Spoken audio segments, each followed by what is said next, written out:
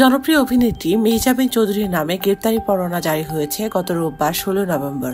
যদিও আত্মসমর্পণ করে জামিন পেয়েছেন অভিনেত্রী মেহজাবিন চৌধুরী এবং তার ভাই আরিশাদ চৌধুরী। তিনি তার ভেরিফাইড ফেসবুক পেজে অফিসিয়াল বিবৃতি দিয়ে বলেন, 2025 সালের মার্চ মাসে একজন অজানা ব্যক্তি আমার এবং আমার 19 বছরের ছোট ভাইয়ের বিরুদ্ধে একটি মামলা করেছেন। গত 9 মাসে আমি এই মামলার কোনো তথ্য পাইনি, কারণ অভিযোগকারী ব্যক্তি পুলিশকে আমার সঠিক নম্বর, সঠিক ঠিকানা, এমনকি যাচাইযোগ্য কোনো তথ্যই দিতে পারেননি। তিনি দাবি করেন যে 2016 সাল থেকে আমার সাথে তার ব্যবসা ছিল, কিন্তু এটি মেসেজ নেই, একটি স্ক্রিনশট নেই, হোয়াটসঅ্যাপে কোনো তথ্য নেই, এমনকি এনআইডি কার্ডও নেই। খবর প্রকাশ হওয়ার পর থেকে অভিযোগকারীর ফোন বন্ধ এবং তার আইনজীবীর ফোন নম্বরও বন্ধ।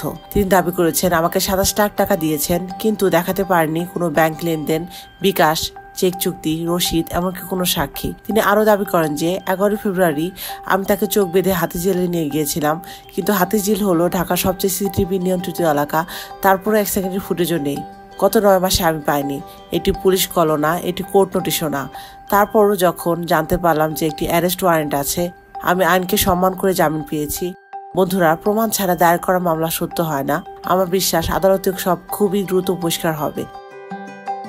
তিনি দুঃখ করে বলেন, আজ কাউকে মানহানি করা, ভাইরাল হওয়ার জন্য ব্যবহার করা খুব সহজ। তাই সবার কাছে অনুরোধ, দয়া করে সহানুভূতিশীল হন, মানবিক হন এবং কাউকে না জেনে মিডিয়া ট্রল করবেন না।